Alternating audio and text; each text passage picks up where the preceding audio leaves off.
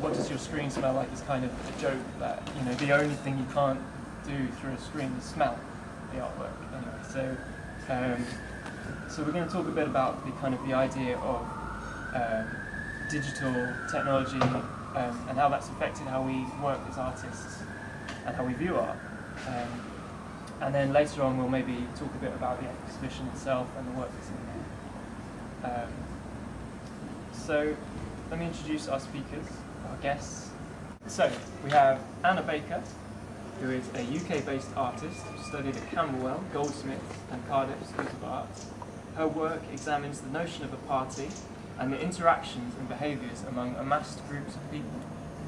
Researching art education and the possibility of education as art, Anna has devised numerous pedagogical events and is currently a graduate fellow at CCW, the University of the Arts London, and is a manager at the Woodmill Gallery and Studios. Thomas Cuckold is a curator who studied at the Royal College of Art. He's gallery manager at Ibid Projects, a commercial gallery on Hoxton Square.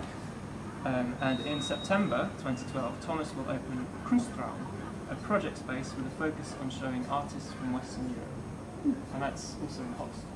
Yeah. And Jeffrey Dennis is a London-based painter who has also had a prolific career, I'd say, peripheral, as a tutor at Ruskin, Chelsea and Wimbledon Schools of Art. Past paintings have embedded glimpses of contemporary urban life within landscapes, an organic matrix which seems to offer the potential for continual mutation and evolution. Sounds familiar. Yeah. So, to kick off the debate, I thought we'd just talk about this idea of why do we have a show of our work in a real space like this? I'll just tell an anecdote. A friend of mine took a photo of one of my paintings. He said, "I hope you don't mind, I took a photo of your painting and it's the screensaver on my phone." And I said, "That's great, I'll put it on my CV as a solo show." And then I thought, well, why not? Why do we make this differentiation between actually having a show of real work and kind of seeing work on the screen? The object, it takes the object out of the art object, so it just becomes an image. And most art paintings made as an art object, not as an image as such. Because we might as well just all have posters and not, we might as well go into a gallery then and just have a poster of the painting or of the sculpture. The live experience, so there is a visceral connection to an object, to the memory, the style, its effects, and also the myth, or the assumed authority that the artist has in the material. These are still kind of weird. I do tend to think the discussion tends to get dominated by fashion for the internet, which is kind of like. You're suggesting, this is a thought that's occurred to me, that actually thinking about the internet digitalness is perhaps a red herring. Not sort of stating it, but actually people used to collect postcards. Yeah. Well, I think that's why I mentioned posters, because in the 80s everybody was going into Athena and buying posters of Mona Lisa or whatever, or I was thinking of the Mona Lisa as a sort of rather hoary old example. yeah. When I was thinking of what I just said about the value of going to see actual things, because hordes of people will queue for hours and hours to get into the Louvre to get this diminished sort of compromised experience of sort of standing about 5 miles away from behind other tourists looking at the Mona Lisa through 18 inches of armoured glass and seeing their own reflection and reflection of people holding up camera phones trying to photograph it. So you actually get a better experience of the Mona Lisa by going to the shop. Yeah, I probably agree. Yeah. Well, I know you can, it's not the Mona Lisa, but at the Tate, you can, for study purposes, you can order a print of any work in the collection. So you can say, I want to study this Fischli and Weiss photo, can you make me a life-size replica so I can have it in the studio and write about it for the purpose of study. Sometimes you do get a digital reproduction.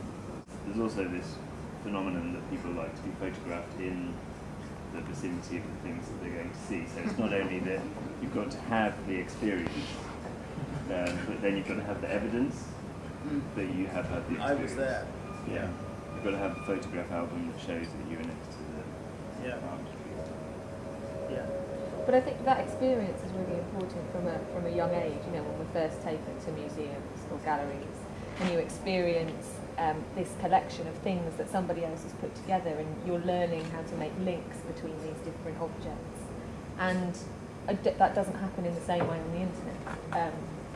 You sort of find your own trails around on the internet.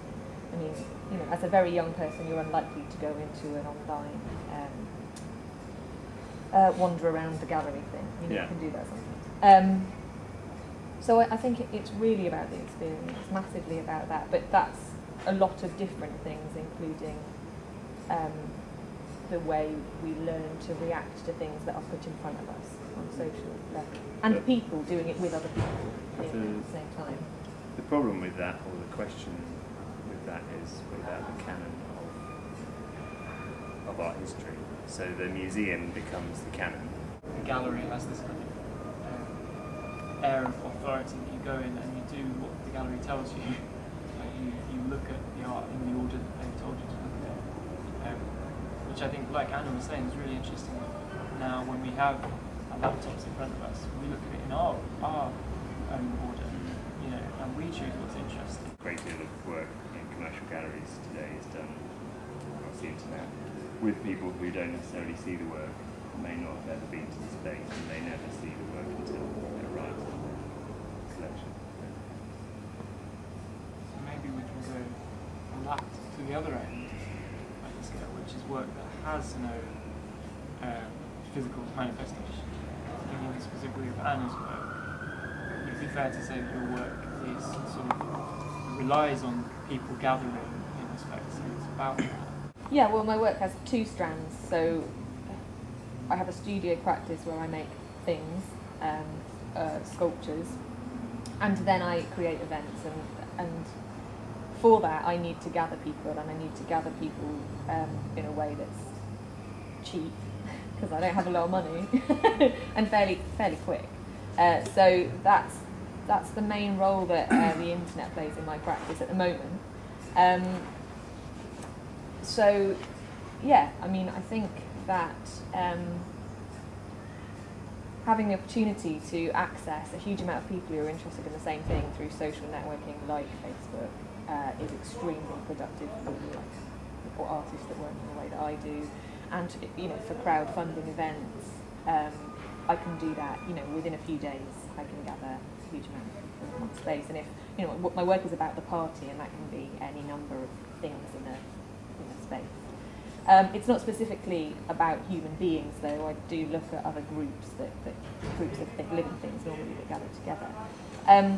But I also use the internet as a way of collaborating with people in a more long distance way. So I'll work with a curator in Croatia, for example, who I'd give information to, send work to, they would do things with and send it back, which wouldn't have been possible in the same way at the same speed.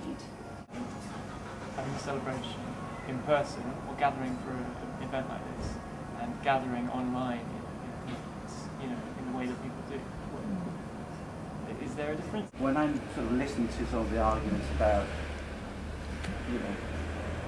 why is the real place somehow better than, I kind of think, I feel incredibly old-fashioned. I kind of think about things like the criticality of the work. I think about the materials that the artists use in the process, their practice. I mean, I'm thinking about all those things, and I'm wanting to find out about all those things, but it seems like we've become sort of somehow subjugated by this idea of, you know, the medium message.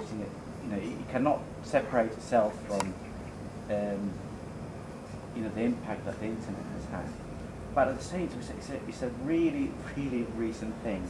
I think that the internet is a more real place than here. Yeah. Can you expand on that? I think the internet is great, and for a lot of artworks, it's actually a much better way to look at it. Photography and video and that Google. Yeah, the Google Museum view. You can is with the amazing. gigapixels, you can zoom in way and look at a big painting in way more detail than you could in a gallery. Yeah, you can scrutinise it from like almost like a restorer's point of view. Yeah. I mean, like you were saying that the internet is more a real place. Yeah. I mean, I find that For incredibly frightening. For certain, And not worrying. frightening. If you don't need to smell the work, if it's. I don't think smell is the only reason. Yeah, I know what you mean. Sometimes the internet is the most appropriate place to put the work. So the idea comes first, and then the form follows. And a lot of the time, things look better on the internet, and you can see them better, and you can look at them for longer, and there's not people in the way, and you know. It's a similar argument, I suppose, to the death of cinema and the difficulty that cinemas are having in getting audiences. You used to go to the cinema because you had to, because you couldn't see the work very well in your living room, but now you can watch it much better in your living room. So cinema is dying. The fear of the internet and of disseminating your work in reproduction is that perhaps your ideas aren't good enough.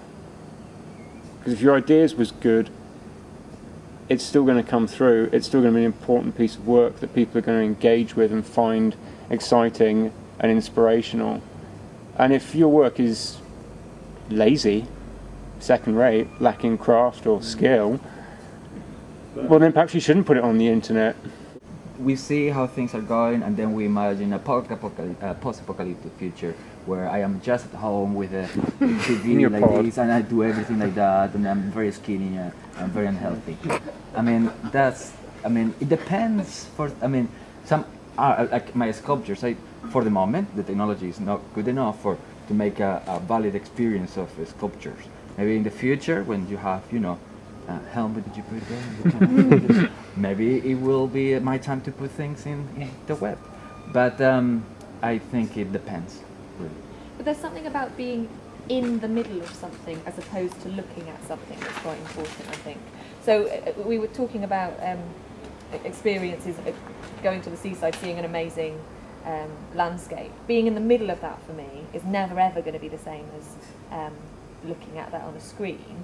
And then we created avatars to try and kind of recreate that experience. So we know that there's something about that, right? We know that we get something very specific from that that's really important. But are we trying to replicate that in some way? What happens when we create pieces of work in which we are this other representation of ourselves? But why try and replicate something you already have? Well, yeah. Why not just go to the seaside? There's a lot of propaganda about the political ramifications and about, like you said, the iPod experience. Because there's a lot of propaganda, because it's technology is used as a form of control, isn't it, as well, to preoccupy our time, and it's as much as a totalitarian tool. Yeah. And that. But galleries are systems of control as well. Sorry? Museums are cultural arcs that just perpetuate any a very specific kind of work. Yeah. And the collections of a very specific group of people. So there's always a system of control. Yeah, there is, but as an artist, as a citizen, I've got to ask myself the question: what is the purpose? In what purpose is it serving, and whose interest is it serving as well? Those are the kind of questions. That thing about the demand, things that demand your attention now. I was thinking about this earlier in relation to the very undemanding quality of certain artworks or art experiences. I was walking through London past the Wallace collection, and I suddenly realised that I hadn't been inside it for about 10 years, and it's free, and so I thought, go and have a look, and you wander in, and you're face to face with the Titian painting. Perseus and Andromeda. Quite a remarkable painting. And it's almost like it's sort of reproaching it, saying, well, I've been here for 20 years. Last time you came in, you were 10 years younger. And you're still here. And that is quite a profound sort of thing. This thing sort of waiting without making any demands on it. And it's there if you want it. John Berger talks about it much more profoundly than that. There's an essay he wrote about going to see the Isenheim altarpiece by Grunwald in Colmar, and he goes to see it first in 1963 when he's sort of full of hope about what's going to change politically in the 1960s. He sees it as a sort of testament to the despair and plague-ridden death situation of the Middle Ages. And then he goes and sees it again after he's become rather disillusioned after the events of 1968 and how everything was sort of just normal again. And he then sees it in an entirely different way as a sort of testament to some kind of enduring hope and sort of empathy for the body and pain.